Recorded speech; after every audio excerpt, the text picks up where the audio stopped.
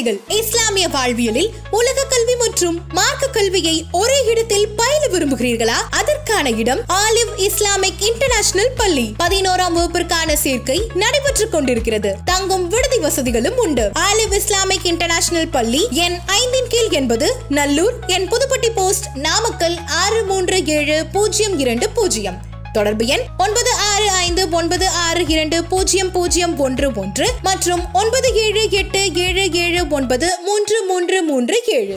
இப்போ அந்த சவுக்கு உடன் இருந்த ஊழியர்கள்லாம் உங்களுக்கு தெரியும் நல்லாவே. இப்போ அவங்களாம் எல்லாமே பேக் அடிச்சிருக்காங்க. ஒரு ஆள் அப்ஸ்டாண்டுன்னு சொல்லியிருந்தாங்க. இன்னுமே அது இவரே வந்து ட்விட்டர்ல போட்டிருக்காரு, பெண் விஷயத்துல வந்து தேடுதுங்கிற மாதிரி. இதெல்லாம் நீங்க எப்படி பாக்குறீங்க? அதாவது லியோ அவர்கள சொல்றீங்க, ஒரு பெண்ணுடன் வந்து ஒரு காதலின்னு ஓப்பனாவே போட்டாரு, லவ் பண்ணியிருக்காங்க, அப்புறம் ஏதோ ஒரு பிரச்சனை பிரிஞ்சுட்டு இருக்கிறாங்க. இப்போ காவல்துறையினர் வந்து அந்த பெண்ணை மிரட்டி வந்து கம்ப்ளைண்ட் கொடுக்க வைக்கிறாங்க அப்படின்னு சொல்லியிருந்தாரு.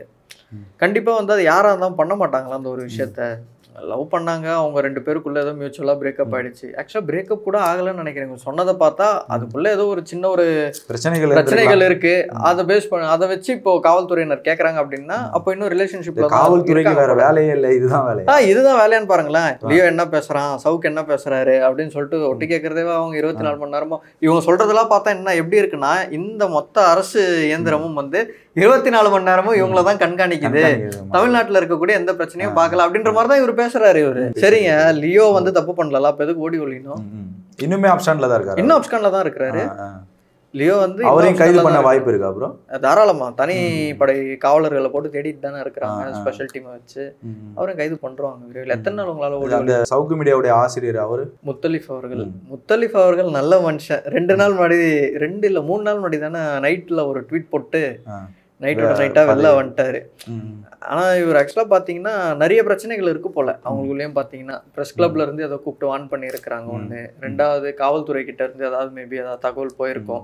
அவரும் கிரைம் ரிப்போர்ட்டரா இருந்தவர் தானே. முத்தலிஃப் அழுத்தம் கொடுத்து இந்த மாதிரி பேசுறாங்க. அழுத்தம் கொடுத்தது மட்டும் இல்லாம சவுக்கு சங்கர் அவர்களும் வந்து ஒரு சில விஷயங்களை வந்து பண்ணியிருக்கிறாரு. ரொம்ப அனாவசியமா பேசுவார் அப்படி. அவரு யூஸ்வலா எல்லாருக்கிட்டுமே எரிஞ்சுதான் விழுவாரு அவரு. நீங்க ஒண்ணும் இல்ல, இதே முத்தலிஃப் அவர்களை கூப்பிட்டு நீங்க உட்கார வச்சு கேமராலாம் ஆஃப் பண்ணிட்டு அண்ணே சொல்லுங்கண்ணே அப்படின்னா அவள் தான் கண்ணெல்லாம் கலங்கி அழுதுருவாரு. இந்த மாதிரிலாம் பண்ணாரு தம்பி அப்படின்றவாரு. நீங்க என்ன பண்ணுங்களேன், கூப்பிட்டு உட்கார வச்சு கேமராலாம் ஆஃப் பண்ணி அண்ணன் கேமராலாம் ஓடலண்ணே, நீங்க நல்லா பேசலாண்ணே அப்படின்னா ஐயோ தம்பி அதை ஏன் தம்பி கேட்குறீங்கன்னு ஆரம்பிப்பாரு. அவ்வளோ கொடுமை நடந்திருக்குதுங்க. அதனாலதான் நாங்க அண்ணன் நைட் ஆனா இவர் சர்வாதிகார ஆட்சின்னு மத்தவங்கள சொல்லிட்டு இருக்காரு. ஆமா, யார் சொல்றதும் கேட்க மாட்டாரு. சவுக்கு பொறுத்த வரைக்கும் யார் சொல்றதும் கேட்க மாட்டாரு.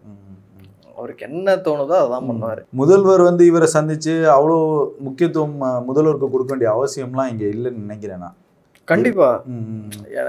இவர் சில விஷயங்களை சொல்றாரு. ஒருவேளை இவர் சொன்ன விஷயங்களை சிஎம் ஏத்துக்கல, உதயநிதி ஏத்துக்கல, அதிமுக கிட்ட பணத்தை வாங்கிட்டு பேசலாம் இல்ல. இப்போ ஆளுநர் அவர்களை சந்திச்சுட்டு சவுக்கு சங்கர் அவர்கள் வந்தாரு. வந்தோடனே என்ன பண்ணாங்க, ஆளுநர் கூட எடுத்த போட்டோவை போட்டாரு. வெளியில வந்து ஒரு பிரஸ்ஸை வந்து அட்ரஸ் பண்றாரு. ஈரோடுக்கு பை எலெக்ஷனுக்கு ஓப்பனாவே வந்து போறாரு. அதிமுகவுக்கு தான் நான் ஆதரவு தெரிவிக்கிறேன் அப்படின்னு போறாரு. மதுரை மாநாட்டுக்கும் வந்து அதிமுகவுக்கு தான் ஆதரவு அப்படின்னு சொல்லிட்டு போறாரு. கேட்டா நான் அங்கே ஃபீல்டு விசிட் பண்றதுக்கு போனேன் அப்படின்னு ஒரு இதுக்காக சொல்றாரு. ஏன் முதல்வரை பார்த்ததை மட்டும் இது வரைக்கும் சொல்லாம இப்ப அவர் சொல்றாரு, ரகசிய தகவலாவே வச்சிருக்காரு. ஏன் வந்து அதை ரகசியமா வைக்கணும்? உண்மையாவே இவர் வந்து சந்திச்சு இருந்தாரு அப்படின்னா இவர் ஏதோ ஒரு நோக்கத்துடன் சந்திச்சு இருக்கிறாரு. அவங்க வந்து அதை பண்ணல, அதை வந்து மனசுலயே வச்சுட்டு இதுதான் சாக்கு, இப்ப உடச்சு விட்டுற வேண்டியதான் அப்படின்னு பேசியிருக்காரு. கைதுக்கு முன்னாடி சொல்றாரு. 2வது இது நீங்க வெரிஃபை பண்றதுன்னா நீங்க யார்கிட்ட இதை கேட்க முடியும்? முதல்வர் கிட்ட தான் நீங்க கேட்கணும். உங்களை சந்திச்சாரா இல்லையா அப்படின்னு நீங்க அவர்கிட்ட கேட்கணும். இல்லைன்னா அமைச்சர் உதயநிதி கூட பிரதமரை சந்திச்சு வந்திருக்காருன்னு சொல்லலாம். சொல்ல வேண்டியதான் இஷ்டத்துக்கு. என்னது ஒரு படத்துல சொல்லுவேன், லேடன் தெரியுமா, பின் லேடன் அப்படின்னு, அந்த மாதிரி சொல்ல வேண்டியதான் இஷ்டத்துக்கு. நீங்க வெரிஃபை பண்றதுன்னா யார்கிட்ட பண்ணணும்? முதல்வர்கிட்ட பண்ணணும். குறிஞ்சி இல்லத்துல வந்து நான் முதல்வரை சந்திச்சேன், உதயநிதி அவர்கள் கூட இருந்தாரு அப்படின்னா அப்ப அங்க இருந்தது யாரு? முதல்வர் அவர்களும் உதயநிதி அவர்களும்.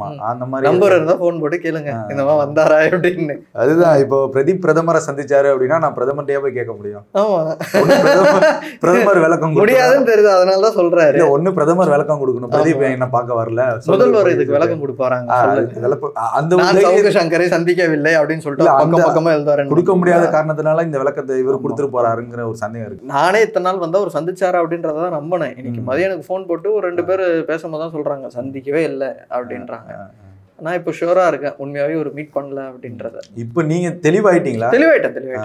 சவுக்கு சொல்றது முக்காவாசி பொய்ங்கிற முக்காவாசி போய்